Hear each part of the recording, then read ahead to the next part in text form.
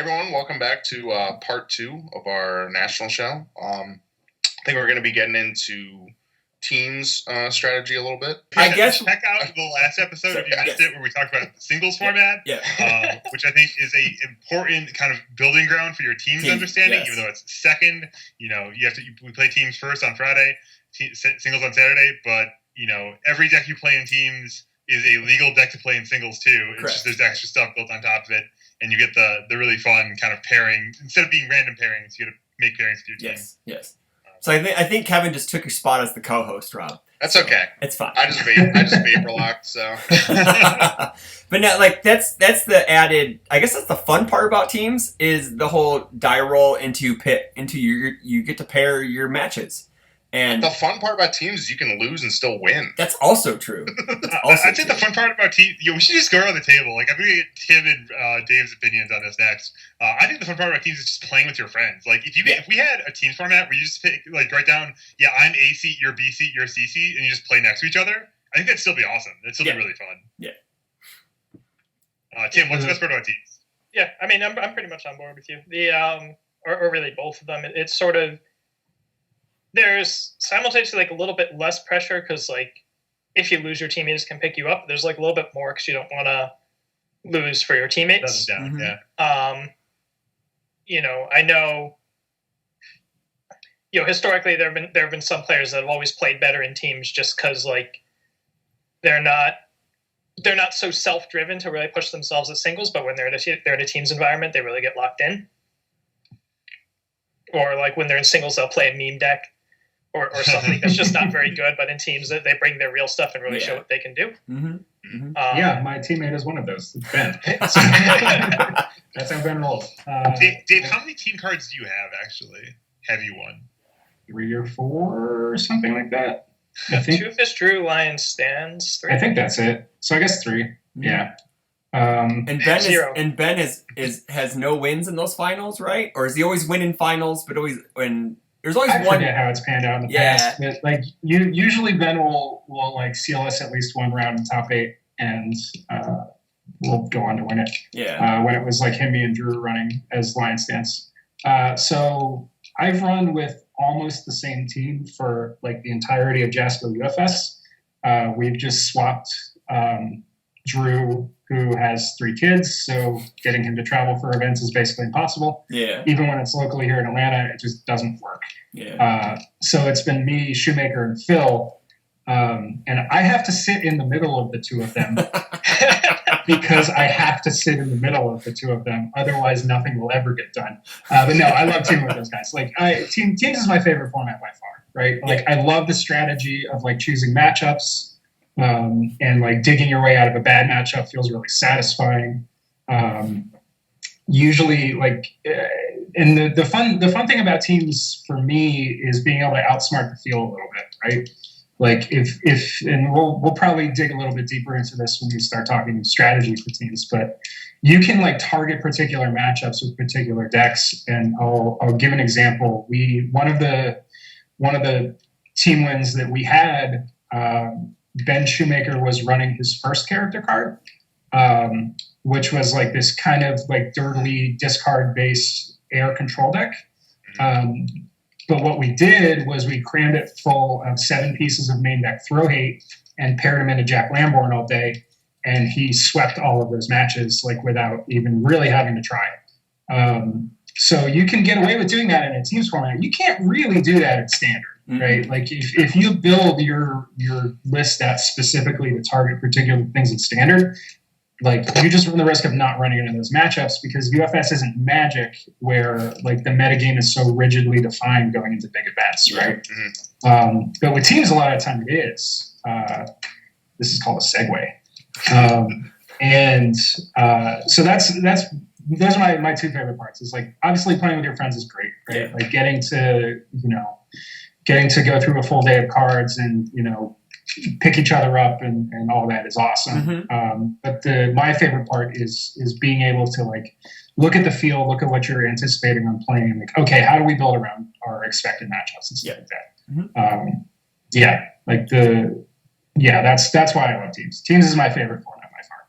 So. So I actually think if you would poll the community, I think that's everyone's favorite format for the most part is teams because of that camaraderie aspect of it. You know, you play together, you sit together, you go eat lunch together, you deck tech for months together, chatting and just figuring things out. And you make, yeah. Well, except for you, Rob. I'm sorry. Except for Rob. Yes. Just show up and be like, "Are you guys playing this card?" No, good. Yeah.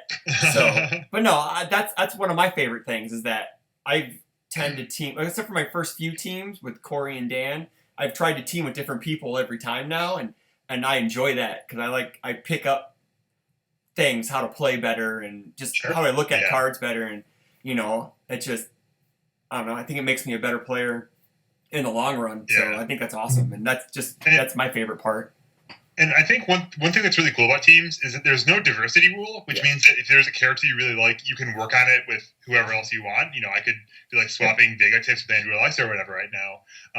And we could both succeed on the back of those in teams as long as we don't our teams don't play each other. There's absolutely no downside to doing that. Yeah. And so that absence of restriction is nice, but at the same time, the goal of the diversity rule is to make sure that everyone's playing different cards and exploring different things. And teams is extremely rewarding for exploring different things. Mm-hmm. You can find things where you can take a obvious matchup and then flip it on its head, like Dave was saying about weedly 7 hand size character with 19 vitality suddenly completely destroys throw decks because of the deck they put in. Yep. And there's a lot of ways to find. There's a lot of times where you can find that kind of surprise strategy if you dig deep enough, and just even knowing how long was our list of characters that might get diversified. If you know how all of those matchups play into each other, or how Fire Liu Kang versus Water Liu Kang, how those change the matchups. All of that knowledge gets rewarded in teams, and that's one of the really cool features of the format too. I would say, that's something I know. We touched on it in the previous one about how, Dave said basically, they pretty much expected every team to pretty much be like Quan Chi, Liu Kang, and other. And now that's opened up a bit. But the thing is, even with that, I talked about, if you sit down, if you showed up and your opponent had a Quan Chi, a Liu Kang, and something else, can you really feel that good about what you're pairing it to? It's just I don't know. Is this a life Quan Chi? Is this an evil Let's Party Quan Chi? Yeah. Is this a death Quan Chi that no one's ever seen before? Is this a fire Liu Kang or a water and death Liu Kang? So I've sort of enjoyed some of that with the characters where you take sort of an established deck and then build it on a different symbol. And people the thing is if someone sees that character and there's a really you could have done it with Spike, if everyone expected Death Spike and you just played a life or a water or something and they pair into it expecting one thing and then it's not. Yeah. And we've definitely done that a couple of times. And we've had pretty good success with it. Mm-hmm. That's a very valid strategy. A lot of the times, especially when it was me, Drew, and Ben playing together, we would have two decks that were maybe relatively well established as strong decks, right?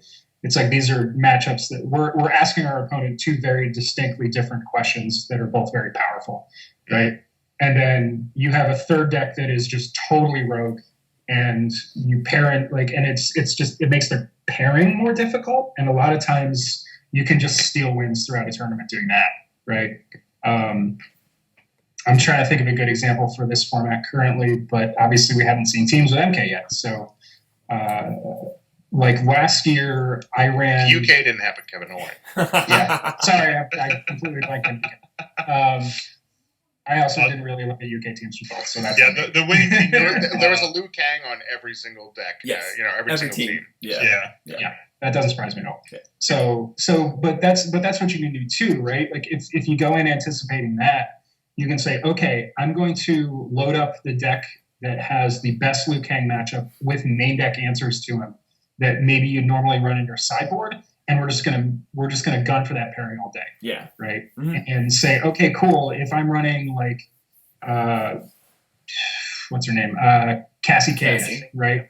And I'm just gonna jam that into Liu Kang constantly and make Liu Kang work around Shadow Inheritance the entire time that you're playing, like you're gonna just win games on the back of that, right?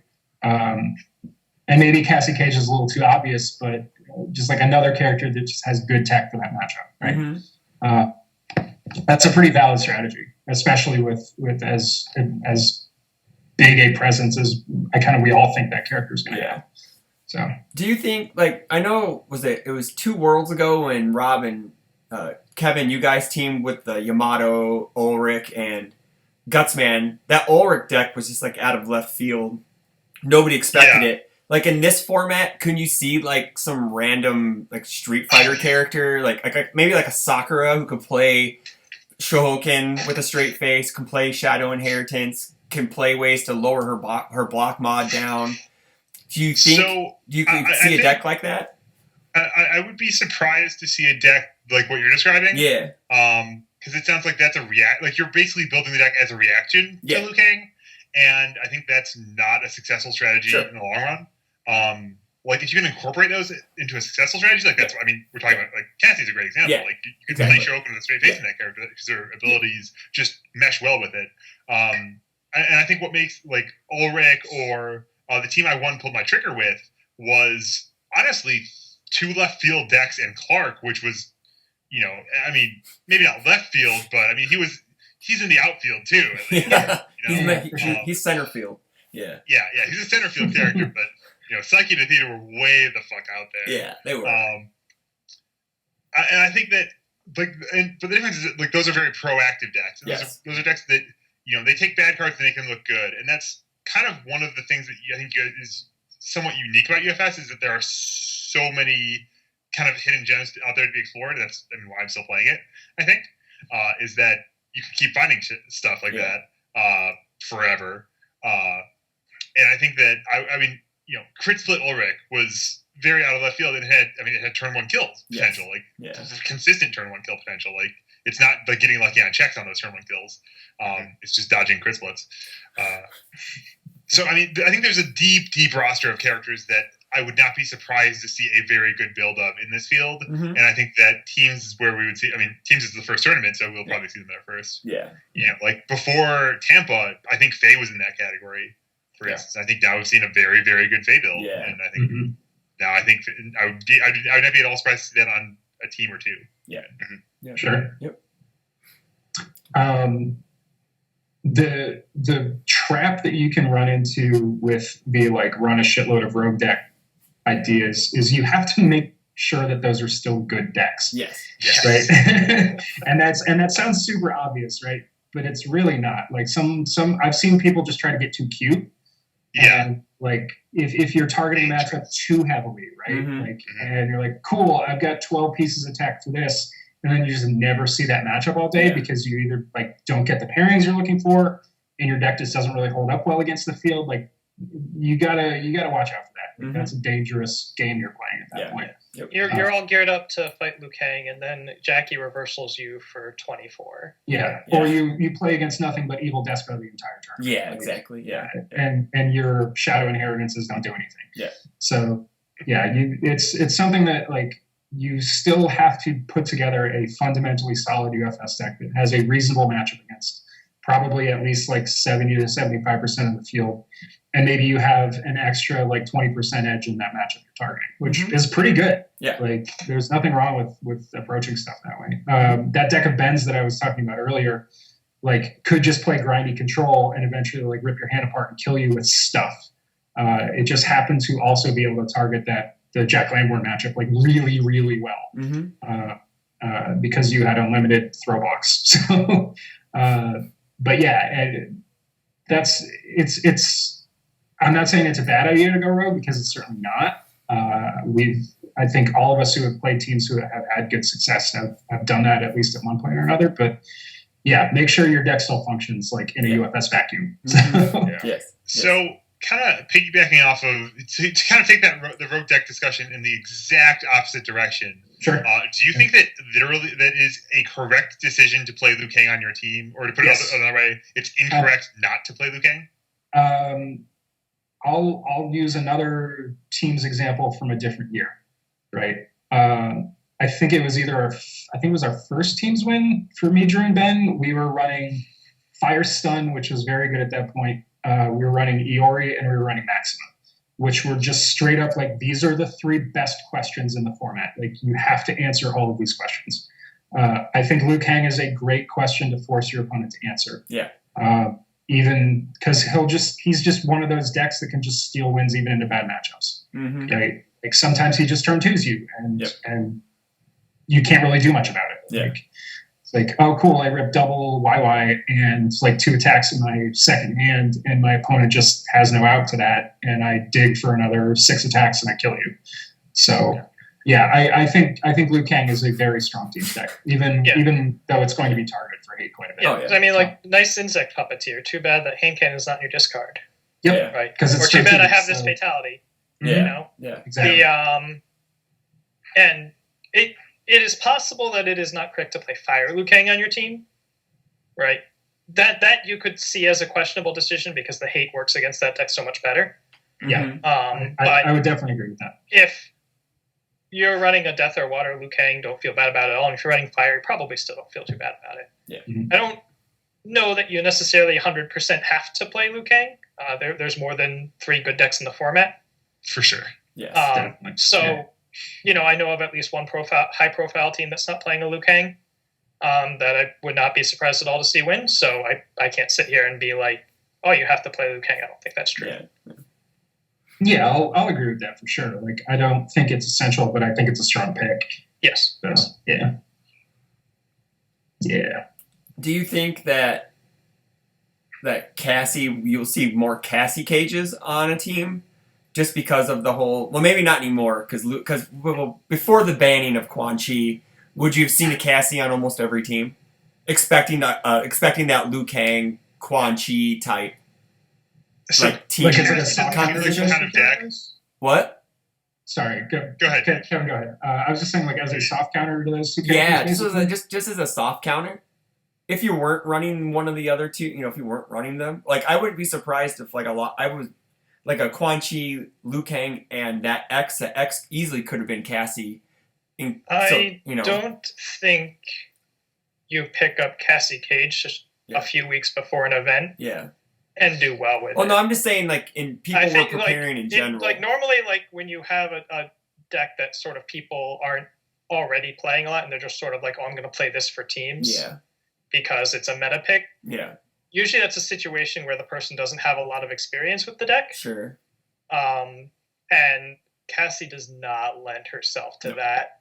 Yeah. She has it is very easy to make play mistakes and deck building mistakes putting that deck together. Oh, yeah, I agree. Yeah, I think that Cassie is the kind of deck that people pick up before the tournament. That's what I was going to say, pretty much. Yeah. It's like you can net deck it and you can play with it, but I think it's not the kind of deck that is conducive to getting good results after doing that. Correct. You have to eat, sleep, and breathe Cassie. Yes. You just gotta like, you have to have a heavy bag set up in your room with a pair of nuts attached to it. Just punch them. Start punching the nuts over and over again. Nice. But I think I think that kind of like almost like the openness of teams, even though we have like that Liu Kang giant, but like it's just weird because you always see those teams where it's those guys are playing that. I would never have thought of that. Like go back to Rob, Kevin, and Scott playing those 3 guys. It's like that was the Zoe meta, and everyone had like a Zoe and a Dimitri and a Wheel and Steel Yamato, and I mean, I gotta say, like the thing about that is, I mean, at least I don't know how Kevin's deck did against like Zoe, but I know that I felt perfectly fine about my Zoe matchup. Oh, sure. And I played against one of them and I won. And Scott, like his matchup against Zoe was fine, and he played against one and he won. So like that's just kind of the thing. Is like were they like decks that I think you're going to play against Zoe and beat it like every time? No. But like you can certainly play against Zoe and be like, at worst, I'm like, 40-60. Yeah. And that's fine. Yeah. So all this said about the rogue decks, we it's worth remembering that at Worlds, the top 4 teams, I think 11 out of 12 decks were like the 4 or 5 highest profile Bebop characters. Yeah. Mm-hmm. So, it's certainly possible that like modern power levels are such that maybe you don't want to get a little too crazy because like the stuff that's better is better by a wider margin. Mm-hmm. Yes. Mm-hmm. Yeah. I'm looking at the tier list results on Reddit because it's a good summary of characters that we think are good. And there are 17 characters that are in A- tier or better. Yeah. And I wouldn't be at all surprised to see any of them on top teams. Sure. Yeah. I think like there's definitely characters that shine more in teams than they do in singles. Mm-hmm. And you guys gave a good example earlier when Clark was running around, right?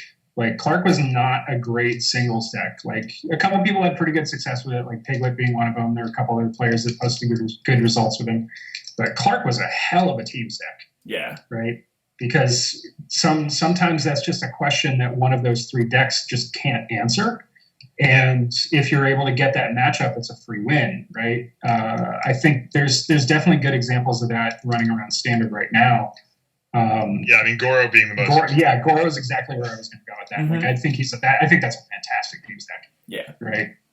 That is just like Clark. Like sometimes that much life and that much stifling defense is just like I just don't have an answer for this, and I'm just going to lose. Mm-hmm. Yeah, so. Any deck that kind of attacks from an oblique angle like that, that instead of saying, I'm going to like rush you down with all this aggro or whatever, I'm going to block all your stuff. It's like I'm just going to have 1,000,000 life points, and I'm going to do all this proactive disruption on you when you try to attack me, and I'm going to grind you out with a eventual win. That's oftentimes a great teams deck, and the ability to pick the pairings in teams makes it a little bit better than it is in singles. We didn't touch on this character in the singles section. Do you think Raiden would be a decent teams deck just because of what he can do? I don't think Raiden's that good. Yeah. So my concern about Raiden is literally just I worry that if you get like banged or revoked, you just that's it. That's also true. That's also true. Yeah. Yeah. I mean, there's some cool stuff he can do, but if he can't do it, you're like a 6-hander with 26 life and 6 foundations. 25. He has 25 health, by the way. I think you basically have to be order, and you have to be running at least 3 main deck debuff blues. Yeah. Just as the start of the argument, right? I don't know. I'm not that down on it. Revoking his ready 3 is just stun 3, right? Yeah. Banging him, that's good. Well, it's like stun 3, and you don't have to deal with whatever those effects are. Yeah. I mean, if he's readying them, it's probably something that he wants to be able to I'm approaching this from an angle. If Raiden's on your team, he's there to fight Liu Kang.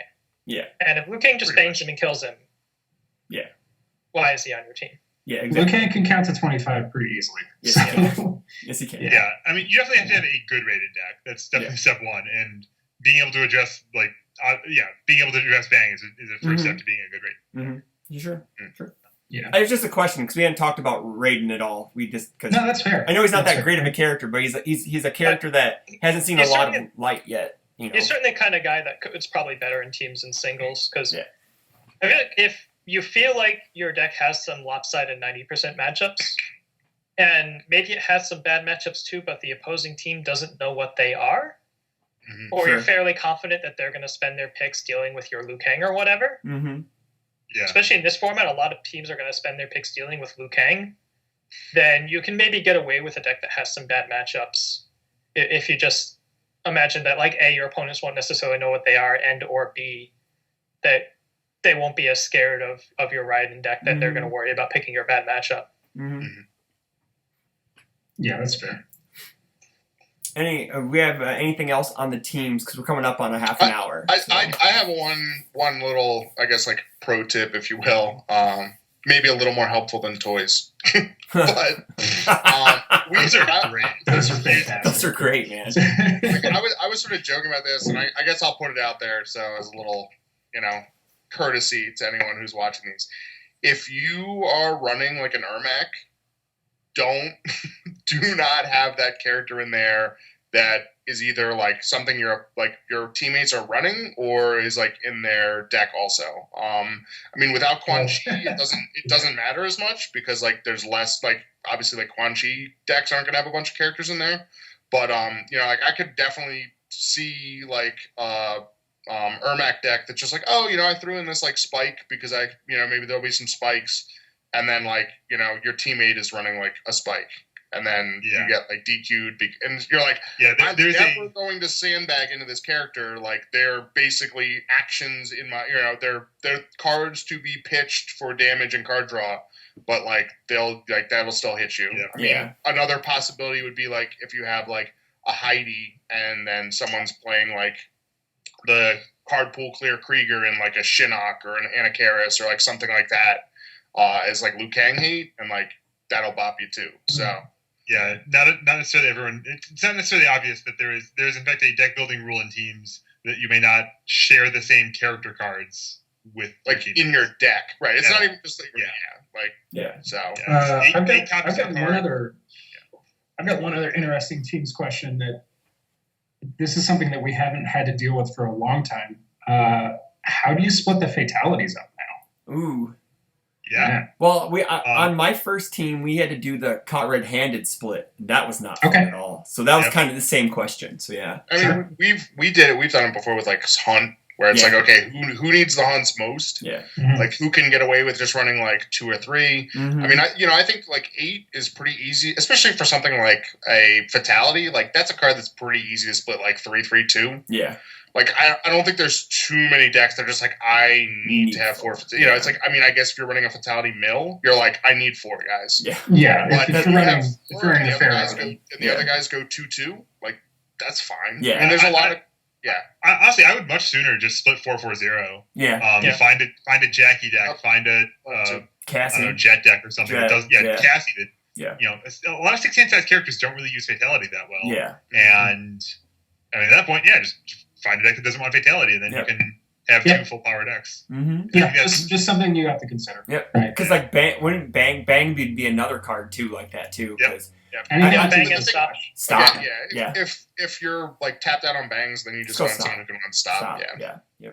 And I think that's actually a really good point as far as when you're building your team decks. If you have a character that's soft to fatality, it's probably better to play it in teams than anywhere else, because you know that there's if you win the die roll, you know you can pair into not a fatality deck, or at least a fatality deck that only has 2, I guess. And I think that along those lines, I think Spike 2 is a lot better in teams than he is in singles, because there's if you have Spike 2 and Liu Kang and a Fire Liu Kang on your team, then Spike 2 is gonna protect your Fire Liu Kang from the hand cannon. You'll lose every match unless they have 2 hand they get to pair. Decks. They could have 2 hand cannon. It's really hard just to have 1. True. Okay, so we're coming up. We're coming on a half an hour. So is that good for the teams? Are we satisfied as a group? So. I feel good. Okay, cool. I think we.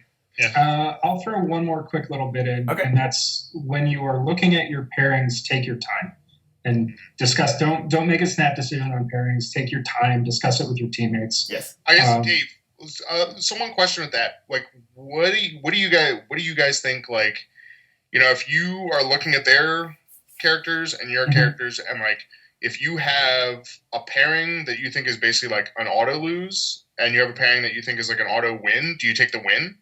Or do you like protect the one that like you don't want to lose? We usually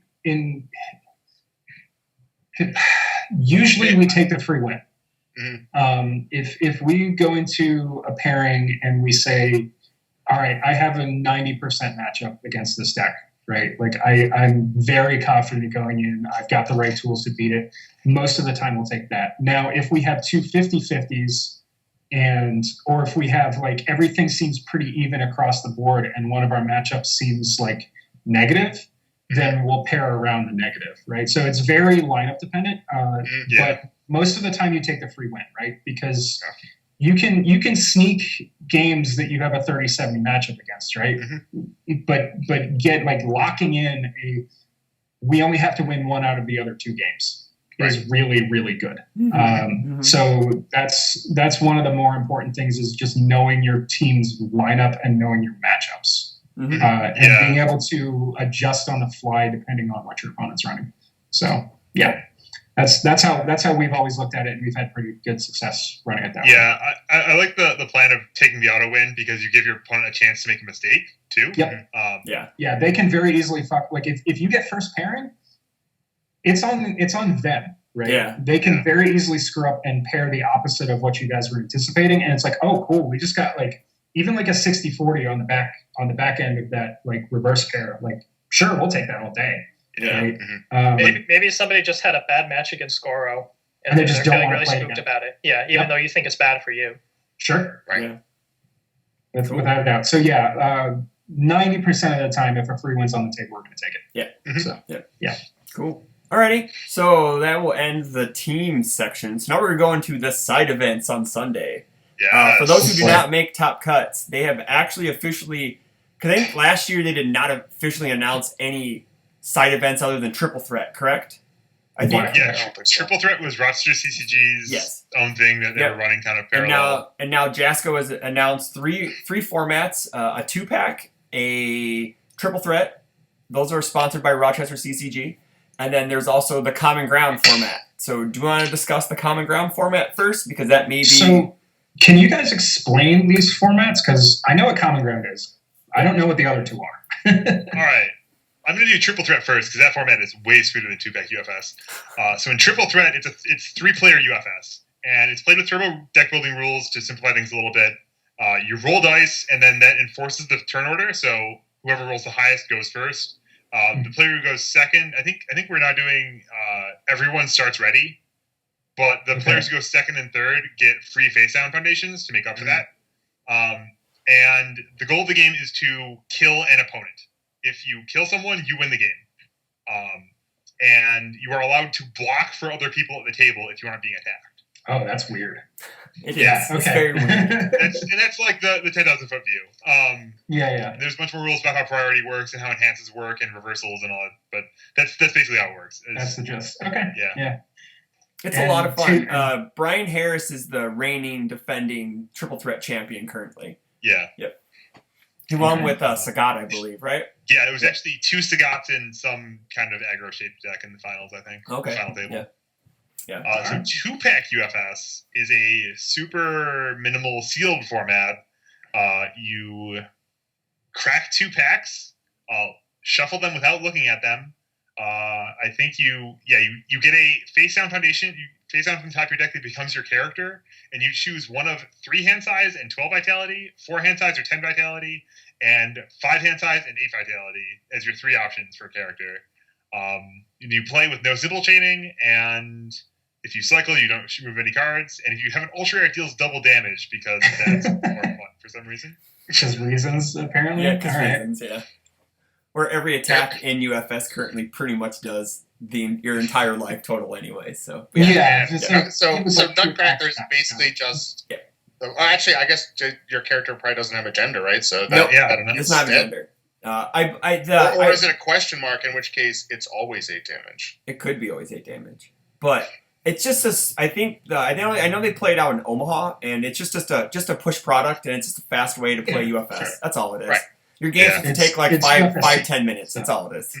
And then you move on to the next game. But the one I'm excited for is the Common Ground format, where all standard legal characters, you can pick from that. I just got confirmation from Shane, Platinum Commons are allowed in it. So you got Platinum Commons and regular Commons. So it means that's a big card pool. That's a huge card pool. You get your Surveyors now, you get your Balance Fighters, you get that stuff. You get Dust in the Wind, I believe, is a Platinum Common. So, and it just seems like it's going to be a neat format that's going to be pretty deep because you still have 10 sets worth of Commons to dig through. Wait, Rolling Cutter's a Platinum Common, right? Yes, it is. See, Rob's playing. He's already thinking about that. Yeah. It's going to be a neat format because you're going to really, you got to find your kill for that. Now that's it. I mean, the thing is though, it's like stuff like promos, like starter exclusives, like all that stuff. None of that is legal, right? Legal. It has to have a C. Okay. It has to have a C. So straight up has to have a C on the bottom. Yeah. In your deck. I haven't gotten confirmation if character cards are allowed in your deck yet. Like if you want to play Stacker. I think it is because because like if you're gonna play like Ermac or something, like what are you gonna do? Play no characters? Yeah, or like add a 9 because your characters are technically in your deck to start with. I think what it said is like it's like assets, actions, like attacks, and foundations have to be C. It's specified that, so that would imply that you can just run whatever characters because most characters are uncommons, right? Correct. Yeah. So they're definitely not any commons. So Yeah. It's going to be a neat format because I think you're going to get really creative on how you want to kill somebody because as a common, you got cats. That's a common. So, Yeah, I mean, I don't know. So there's a lot of characters now that sort of make every attack bigger. Yeah. And there's enough commons that do like 5 or 6 damage that I don't know how hard that's going to be figuring out how to kill people. The one big catch here is that hate Ps, a lot of categories that get hated on don't have hate. Yeah. Stop is not a common. Bang is not a common. Revoke's not a common. Novitiate is not a common. Prepare to fight is not a common. Yeah. Hand cannon is not a common. Yeah. So decks that had to worry about certain things don't have to worry about them. Mm-hmm. The only hate has to be like printed on a character for the most part. So Stone Man's like a monster in this format because pretty much every plan is going to involve playing a bunch of attacks and making them bigger. Speaking of whatchamacallit's not a common, right? Hunt, isn't that uncommon? Hunt for spiders and dragons? Yeah. That's common. That's a Oh, it is a common? Oh. Yeah, I got reprinted in platinum, so. Wait. No, Hunt didn't. Or no, sorry, not in platinum. Well, it was in Blood Omen as a common? No, it's an uncommon in Blood Omen. I looked. That's a common. Is it? It's a common. It's a common. It's got to see. Yeah. Checking right now. Gross. The uncommon. I think the foil versions have uncommon on them. Well, it doesn't matter. If it got printed as common ever, it's fine. Yeah. It's an uncommon on the sheet. Jeez. It is. Chris is like, I just checked these foil versions that you guys don't have. I have like 12. I have 12. It's definitely a common in Blood Omen. Okay, then. Okay, cool. Yeah, That's fine. I should say it's definitely a common on UFS Ultra. There you go. We've established that these are not always accurate. Okay. Yeah, someone was talking about like Stone Man with like the Sheepman Foundation because like that's a platinum common. Yeah, it's just like oh cool. Yeah. Hooray! Yeah, so I think the goal would be is to try to figure like Liu Kang. Then you just got to figure out how you win, right? Yeah, like Liu Kang can still do everything, but he's more manageable because he doesn't have yin and yang, which is kind of neat. So you get to play. I was hoping that he would punch. No windmill punch. Yeah. His bicycle kick though. Yep, he gets bicycle kick. He gets a couple of fail on that point. Whatchamacallit? What's the one for? I was hoping he would get like Ether's influence, but I think that's promo. That's a promo. So. Yeah, that's a promo. That's a promo. Yeah. Ooh, excuse me. Yeah, it's going to be an interesting format because you're going to have to figure out first how you're going to kill someone and then figure out how you're going to defend. Like a normal UFS deck, but it's just with commons though, so it's kind of I think you're just going to see a ton of like cards that weren't common that got reprinted in platinum as common. Yeah. Like that's what I would be like looking to first. Just like what can I get that's not really like common power level? Like it's just going to be like new stuff and platinum stuff. Mm-hmm. Yeah. Because I was also looking at bases cards, but he doesn't get anything. The asset. No, he gets 2 attacks and the Gabrick throw, and then that's pretty much it. So almost all of the Gabrick throws are commons. Yeah.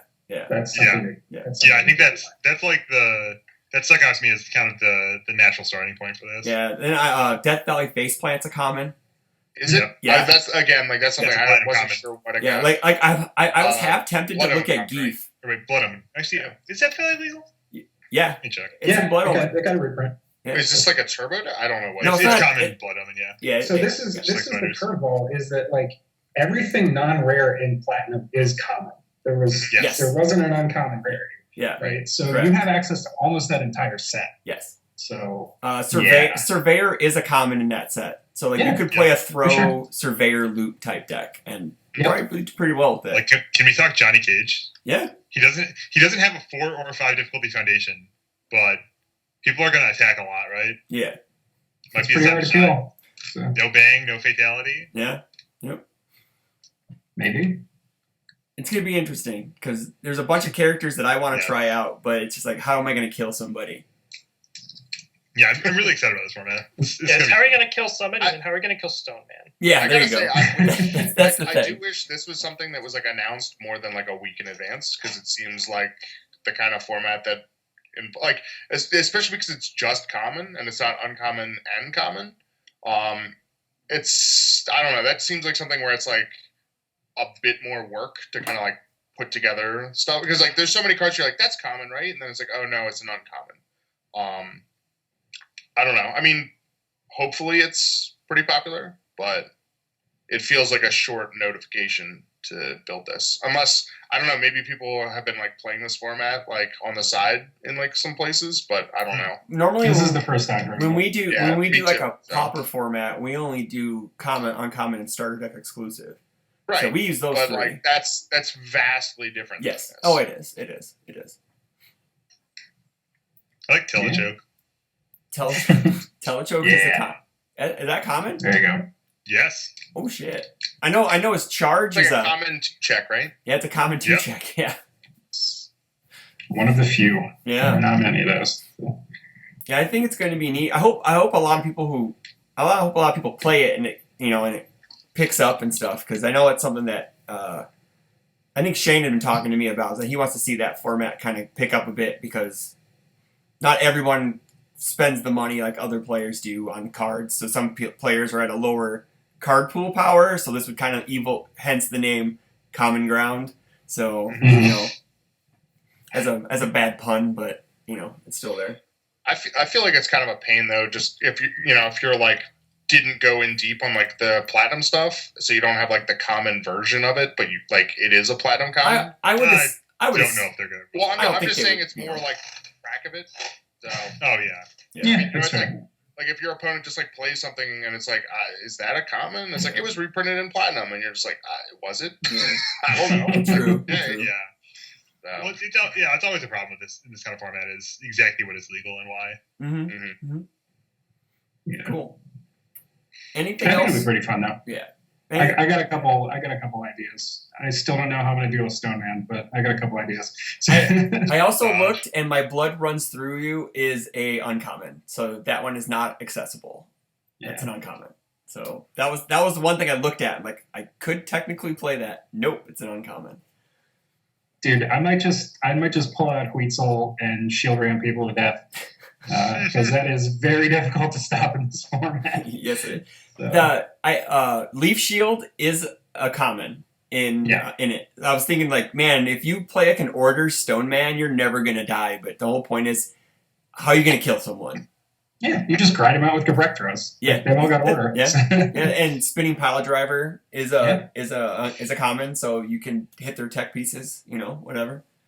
There's definitely like a bunch of viable stuff that we're gonna be working with here. Like the pool is deeper than I thought initially, just because like under normal circumstances and like historic UFS, this format would I think be way more interesting.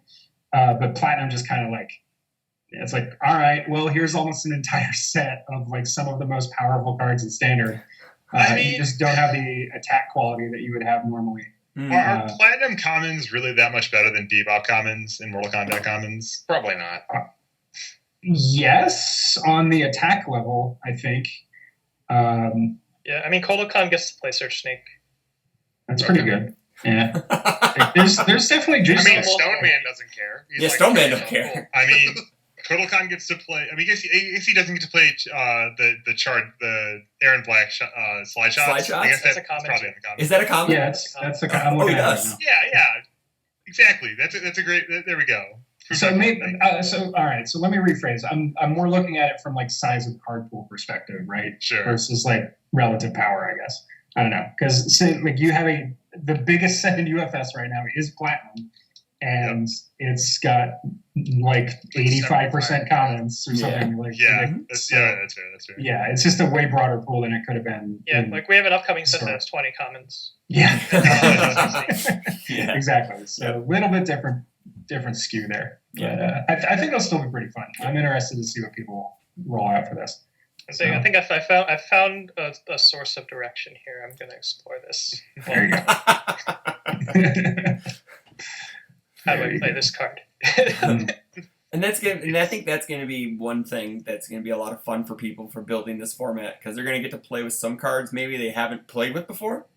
Because when you play in a I've played with this card before. Well, it's rotating. I got to use it. That could be another instance to play one of those characters that are rotating with the next set, the Tin Robot Masters. Yeah, because I mean, you're just at the end of the day, you're playing for like local league kit prize support, which is really cool because you'll get it early, and I guess for me, I wouldn't normally be able to get it at all. Mm-hmm. But at the end of the day, it's not like such a big, like, huge prize support. You're not playing for cards. No, it's supposed to just be fun, and you're supposed to just have a good time, just kick back and relax and just play like some casuals. It's basically what it is. Yeah, and just lose to Stoneman. Yep, just lose to Stoneman. Yep. Who is going to be that asshole that brings like overthrow Stoneman into this match? Yeah, it's gonna be me. Dave wants that new template, Nero. I don't know. It'll just be like a dirtle off for like 3 hours. No one will get anywhere. It'll be fine. I know that the format is nuts in this format. The format is best of 1 until tops, then it becomes best 2 out of 3. And I don't think it's best of 1. Man, Stoneman's even better. So I assume no sideboards. I'm going to assume no sideboards. Power struggles is legal. Yes. Catastrophe. Oh yes. Yeah. There is still through hate. Yes. Ophidiophobia is still a common. Yeah, that's probably a platinum common. That's a platinum common too. Yeah. So evil has some way to defend itself against throws. So that's pretty sweet. So how worthless is Scorpion? I think it's still really good. He can't play any of his cards. Well, no, he can still put speed on stuff. That's the issue. He can still put speed, and he can still burn you for blocking. So there are 2 desperation commons in this format. Is that one of them is Spider Suplex? Okay, that's a really good one. Oh, yeah. There's 2 on fire. Oh, fire, death. I don't think any symbol has more than 2. I think I looked earlier. Yeah, I think it's Syndicate Slice is a common, I think.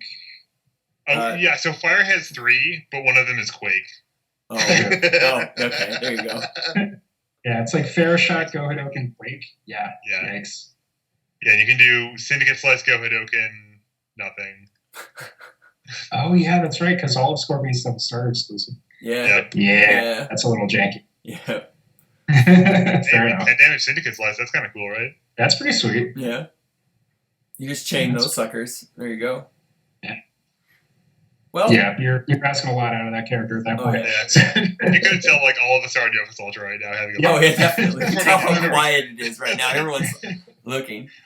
Okay, so we're about like 45 minutes into the episode. Do you want to I don't know, would be something how to close out the episode other than saying goodnight, but does anyone else have any final thoughts on Nationals as a whole? Like if like you're I live here in Atlanta. So usually if you haven't been to Nationals before, the hotel that we're hosting at is in College Park, and there's a couple restaurants in the surrounding area. Like there's a Mexican restaurant right across the street that usually people wind up at after. Yeah, it's pretty solid. Yeah. Get the gringo meal. It's the best thing. There you go. And there's like a Mellow Mushroom down the street. There's a couple other restaurants in that area. If you are planning on showing up to Atlanta before the event, feel free to reach out to the Atlanta crew. I'm usually on the Discord under Wintermute, assuming this gets out before Nats, which it should, because otherwise, what's the point? Yep. That's what I'm doing all day tomorrow. There you go. So feel free to reach out to me or to like Keenan or to any of the other guys that are kind of local to the area. And yeah, there's plenty to do in Atlanta, especially if you come by a little bit early. The area that we're hosting in, like I said, there's not a ton to do in the immediate area around there, but Atlanta's a pretty sweet city if you don't mind dealing with like catastrophically terrible traffic. Yeah, I was gonna say it's pretty easy to just drive to a different part of Atlanta, right? Oh yeah, totally. It's capable. Yeah, so like because the part of the city that it's hosting in is like kind of on the outskirts of the city proper. So yeah. There's like I said, there's a few things around there, but there's not much. But there's a good bit to explore if you would like advice or possibly a tour guide. I'm off Thursday and Friday, so yeah, let me know. It's gonna be a lot of fun. Nats is always a blast, and the hotel is very accommodating. You will probably see me on Sunday if I don't make tops, getting drunk at the hotel bar and yelling at football. So free to join in on that if I don't make top cuts. Yeah, it'll be a good time. So please come out. It'll be a lot of fun. So, plus, you don't have to play against Quan Chi. Like, how sweet is that? That's sweet, dude. Tim, any final thoughts about Nats in general? Right now, I'm distracted by the fact that celestial beings is uncommon. The wrench has been thrown in the gears here. Yeah, we definitely nerd stacked this entire thing by talking about Common Ground. Yeah, we do real. It's way too new for all of us to not go look at it. Yeah, for sure. No doubt. Kevin, then anything? Yeah, no. I mean, at this point, it's kind of too late for me to give you like booking advice. But if you can get direct flights to Atlanta, it's just amazing. Mm-hmm. Like, last year I flew out at like 10 o'clock, and I have exactly the same flight this time on Sunday night. Yep. And it's a fantastic venue. You should absolutely be going. Mm-hmm. It's going to be an amazing time. There we go. Yeah, so one of the did not me the chance to finish a sentence, but that's fine. I don't understand anyway. If you do have to last minute flight, Hartsfield International is one of the best airports to do it because it's a giant hub. Yep. So we'll pretty much get direct flights in from damn near anywhere. Yep. So like a last minute or standby ticket is not going to run you an arm and a leg like it might to like Vegas or wherever else. Yeah. So yeah. I also know get the shuttle from the airport directly to the hotel. Yeah. That's the best part. Yeah. You don't need to unless you plan on driving somewhere else. You don't need a car. You can just if you can get away without having to rent a car and they run an airport shuttle. I didn't know they did that. That's awesome. It's direct. It's right there. Like even if your hotel is around the Holiday Inn, the Holiday Inn guy will take you to the Holiday Inn no matter what.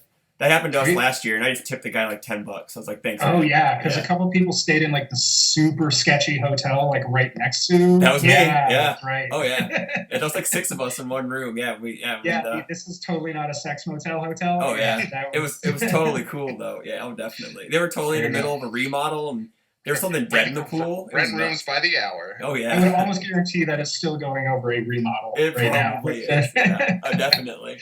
But awesome. Get the shuttle from the airport to the hotel if you don't need to rent a car. And there's enough stuff, I think, like Dave said, within walking distance. Yeah. Like, there's a couple of barbecue places about a mile down if you feel like don't mind taking like a 10-minute walk or whatever and just enjoying the weather or whatever. Because it's supposed to be kind of nice that weekend, right? It's supposed to be like mid-70s. This is the best possible time of year to have nationals in Atlanta. This is like... There's like a month and a half window where the weather in Atlanta is like 70 degrees-ish and perfect. And you're in it right now. Yeah. So the weather should be pretty nice over the next couple of days. So, that's great. Yeah, should be good. Robert, any final thoughts for the episode? Nah, I got nothing. All right. Tim, did you want to finish your thoughts or not care? No, I was just rambling. Okay, that's fine. All right, so thanks for watching, everyone. Guys, thanks for hanging out and doing a 2-part episode. I know like the Nats and the World deep dives are kind of a time sink sometimes because we take hours about this stuff, so we appreciate it. So that's fun. Good time. No, I mean, I'm here because I love the game, and it's fun to talk about this stuff. I can do it for hours. And then look forward to our Street Fighter versus Darkstalkers preview. We're going to kind of touch on some of the promos coming up. We got the same kind of cast because they're going to hang out and talk some more UFS. So catch that episode probably later in the week, but it will be out. Talk to you guys later. Have a good night.